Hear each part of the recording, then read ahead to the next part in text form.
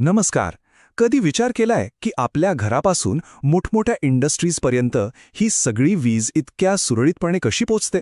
यामागे खूप interesting design आहे. आज आपण याच डिझाईनच्या मुळाशी जाणार आहोत आणि समजून घेणार आहोत थ्री फेज इलेक्ट्रिकल सिस्टममधले दोन सगळ्यात महत्त्वाचे जोडणी प्रकार, स्टार आणि डेल्टा.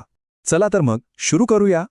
आजच्या आपल्या या प्रवासात आपण काय काय पाहणार आहोत त्याची ही एक छोटीशी रूपरेखा आहे. सगळ्यात आधी आपण थ्री फेज पॉवर म्हणजे नेमकं काय हे समजून घेऊ. मग स्टार आणि डेल्टा कनेक्शन्स काय आहेत, ते कसे काम करतात हे बघू.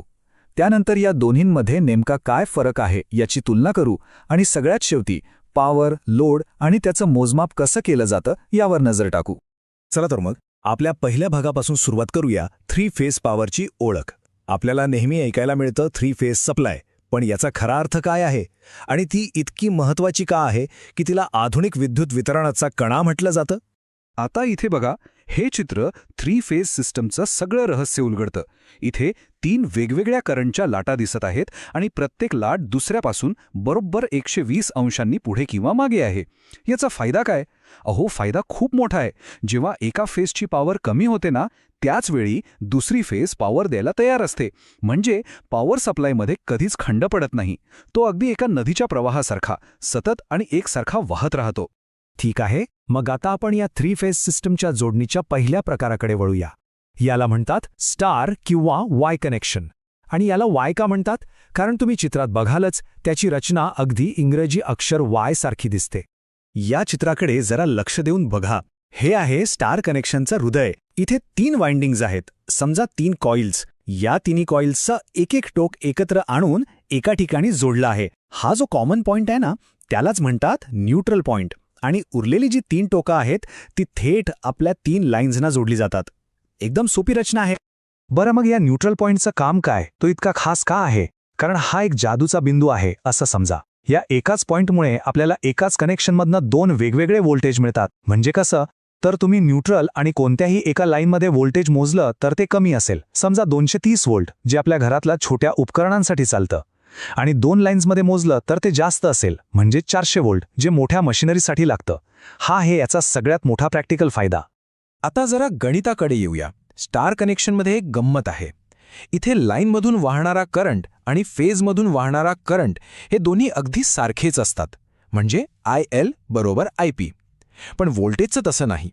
लाईन व्होल्टेज हे फेज व्होल्टेजपेक्षा जास्त असतं. किती जास्त? तर बरोबर √3 पट. आणि म्हणूनच जेव्हा आपलं फेज व्होल्टेज 230 व्होल्ट असतं, तेव्हा लाईन व्होल्टेज √3 ने गुणावल्यावर साधारण 400 व्होल्ट मिळतं. हेच आहे स्टार कनेक्शनचं वैशिष्ट्य. स्टार कनेक्शन तर आपण समजून घेतलं. आता वळूया दुसऱ्या प्रकाराकडे, जो स्टारपेक्षा पूर्णपणे वेगळा आहे, आणि तो म्हणजे डेल्टा कनेक्शन.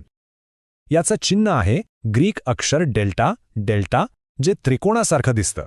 इथे बघा, रचना एकदम वेगळी आहे.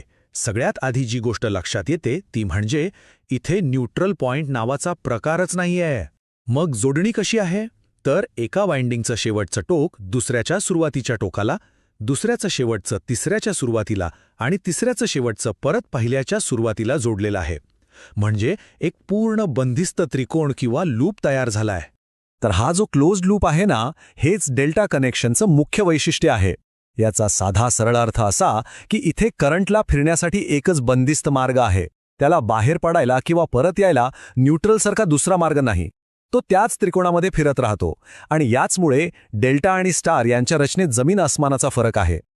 आणि गंमत म्हणजे इथे गणितसुद्धा स्टारच्या अगदी उलटा आहे. डेल्टामध्ये लाईन व्होल्टेज आणि फेज व्होल्टेज एकदम सारखं असतं.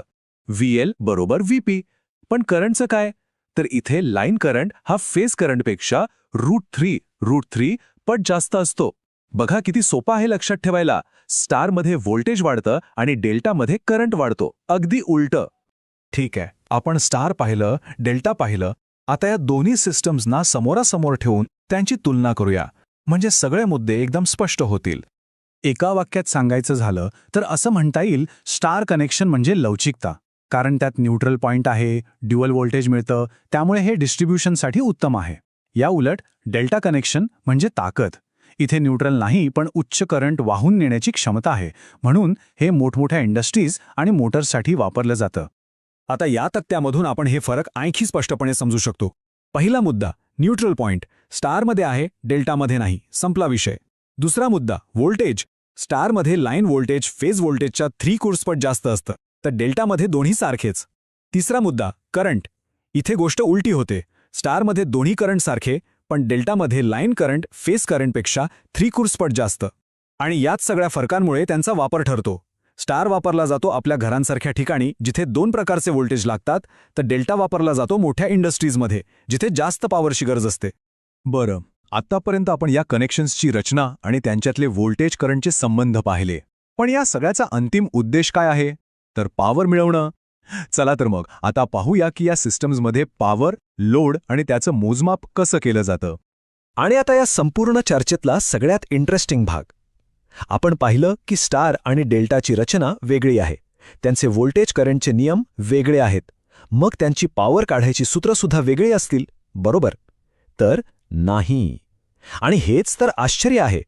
कनेक्शन कोणतंही असो, स्टार किंवा डेल्टा, एकूण 3 फेज पॉवर काढण्याचं सूत्र एकच आहे. P = √3VL IL × cos φ. याचा अर्थ दोन्ही सिस्टीम आपल्याला सारखीच पॉवर देतात, फक्त त्यांचे मार्ग वेगळे आहेत. पॉवर म्हटलं की फक्त एकच प्रकार नसतो. त्यासाठी हा पॉवर त्रिकोण समजून घेणं महत्त्वाचं आहे. यात 3 गोष्टी आहेत. पहिली ॲक्टिव्ह पॉवर, ही आहे खरी कामाची पॉवर, ज्यामुळे आपला पंखा फिरतो किंवा बल्ब लागतो. दुसरी आहे रिॲक्टिव्ह पॉवर, ही थोडी आळशी पॉवर आहे, जी फक्त चुंबकीय क्षेत्र तयार करते आणि परत जाते. ती काम नाही करत, पण सिस्टीममध्ये जागा अडवते. आणि तिसरी आहे ॲपरंट पॉवर, जी या दोन्ही पॉवरची एकूण बेरीज आहे. आता लोडचे 2 प्रकार बघूया. ह्या तराजूच्या चित्राने ते लगेच कळेल.